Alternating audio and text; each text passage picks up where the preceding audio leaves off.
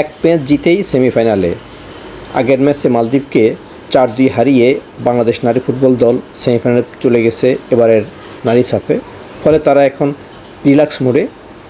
এই সুযোগেই গতকাল তারা গোয়ার সমুদ্র সৈকতে ঘুরতে গেছে। অবশ্য সেখানে তারা কিছু ফিজিক্যাল স্ট্রেচিংয়ের কাজও করেছে। এটি একটি ফিটনেসের অংশ। এখন বাংলাদেশের এই মুহূর্তে নিয়মরক্ষার ম্যাচ ভারতের বিপক্ষে, তা আগামীকাল। ভারতের বিপক্ষে এটি নিয়মরক্ষার ম্যাচ হলেও আসলে এটি গ্রুপ চ্যাম্পিয়নশিপ নির্ধারণের একটি ম্যাচ। বাংলাদেশ যদি এই ম্যাচে ভারতকে হারাতে পারে তাহলে তারা বি গ্রুপ চ্যাম্পিয়ন হবে। তখন তারা সেমিফাইনালে পাবে এই গ্রুপের রানার্স আপ দলকে। তবে বাংলাদেশ যদি ড্রও করে তাতেও লাভ হবে না, হারলে তো কথাই নেই। বাংলাদেশকে গ্রুপ রানার্স আপে হতে হবে, কারণ ভারত আগের ম্যাচে মালদ্বীপকে 11-0 হারিয়েছে। এখন ভারতের বিপক্ষে এই গুরুত্বপূর্ণ ম্যাচে বাংলাদেশ যদি জিততে পারে তাহলে তারা গ্রুপ চ্যাম্পিয়ন হবে। একই সাথে ভারতের বিপক্ষে আগের 2 সাফে যে গ্রুপ পর্বের ম্যাচে বাংলাদেশ জিতেছিল সেই ধারাটা অব্যাহত থাকবে। তবে গুরুত্বপূর্ণ বিষয় হলো ভারতের বিপক্ষে এই ইম্পর্ট্যান্ট ম্যাচে বাংলাদেশ দলের পক্ষে গোলটা করবে কে। আনিকা সিদ্দিকী আছেন উমহেলা মারমা, আছেন শামসুন নাহার জুনিয়র, তহুরা খাতুন, শৌর্য প্রীতি, সাগরিকা। এরা কি পারবেন সেই গোলের দেখা পেতে? মালদ্বীপ কিন্তু অপেক্ষাকৃত দুর্বল দল, তাদের গোলরক্ষকের সমস্যা ছিল। ডিফেন্স লাইনের ফাটলকে কাজে লাগিয়ে বাংলাদেশ 4টি গোল দিয়েছে, যদিও সেখানে তারা 2টি গোল হজম করেছিল। কিন্তু ভারত কিন্তু অনেক শক্তিশালী।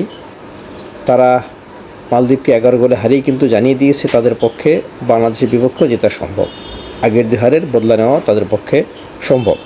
আর বাংলাদেশের পক্ষেও সম্ভব কিন্তু হ্যাটট্রিক জয় পাওয়া তাদের বিপক্ষে। কিন্তু ঘুরে ফিরে প্রশ্নটা ওইটাই, গোলটা কে করবেন? 2022 সালের সাফে বাংলাদেশ তাদেরকে 3-0 হারিয়েছিল। সেই ম্যাচে বাংলাদেশের পক্ষে জোড়া গোল করেছিলেন সিরাজ জাহান স্বপ্না, অপর গোলটি করেছিলেন কৃষ্ণা রানী সরকার। 2024 সাফের গ্রুপ পর্বের ম্যাচও বাংলাদেশের 3-1 জয় এই ভারতের বিপক্ষে। সেই ম্যাচে বাংলাদেশের পক্ষে জোড়া গোল করেছিলেন তহুরা খাতুন, আর একটি গোল এসেছিল আফিদা গন্তকারের মাধ্যমে। এখন এইবার এই গোলের দায়িত্বটা কে নেবেন? আনিকা সিদ্দিকী কিন্তু 4 নম্বর আন্তর্জাতিক ম্যাচেই গোল পেয়েছেন লাল সবুজ জার্সিতে। অবশ্য তিনি থাইল্যান্ডে অনুষ্ঠিত প্রীতি ম্যাচে, যে ম্যাচে বাংলাদেশ জিতেছিল, সেখানে তিনি গোল করেছেন।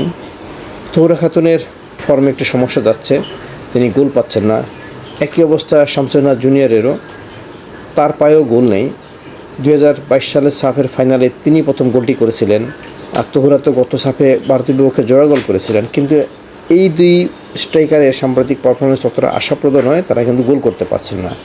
উঠতি স্ট্রাইকার সাগরিকা, তিনি সেভাবে এখনও একাদশে আসছেন না, তিনি বদলি হিসাবে খেলছেন। শাহিদা আক্তার টিপাও গোল পাচ্ছেন না। শরীফ প্রীতি গত ম্যাচে গোল করেছেন।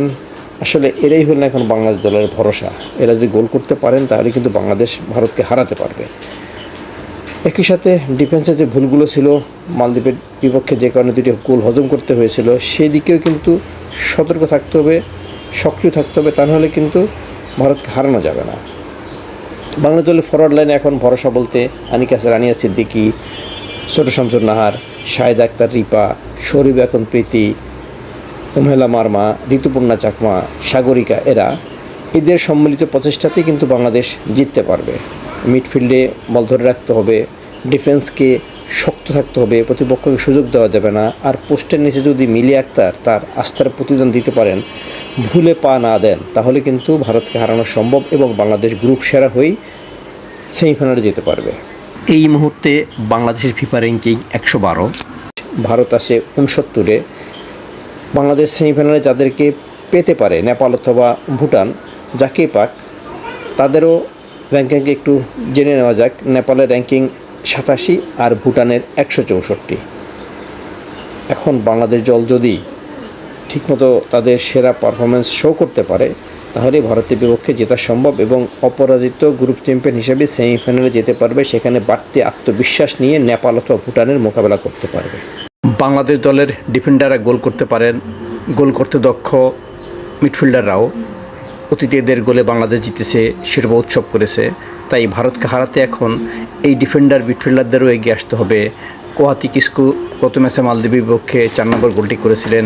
আফ্রিদা খন্দকারের ইন্টারন্যাশনাল ম্যাচে গোল আছে, গত সাফে তিনি ভারতের বিপক্ষে গোল করেছেন। মারিয়া বান্ডা, মনিকা চাকমা, তারাও গোল করতে পারেন।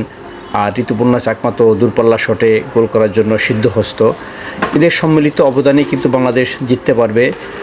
অর্থাৎ জিততে হলে গোল করতে হবে, সেই গোলটা ডিফেন্ডার, মিডফিল্ডার, ফরওয়ার্ড যার কাছ থেকে আসুক, যার পা বা মাথা থেকে আসুক, গোলটা হলেই হলো, এবং সেই গোলটা ধরে রাখতেই পারলেই কিন্তু বাংলাদেশ ভারতকে হারাতে পারবে এবং অপরাজিত থেকে টানা 2 ম্যাচ জিতে এবারে সাফের সেমিফাইনালে উঠতে পারবে। তখন তাদের সেমিতে যে প্রতিপক্ষে আসুক তাদের বিপক্ষে বাড়তি প্রেরণা এবং আত্মবিশ্বাস নিয়ে জয়োল্লাস করতে পারবে, চলে যেতে পারবে ফাইনালে।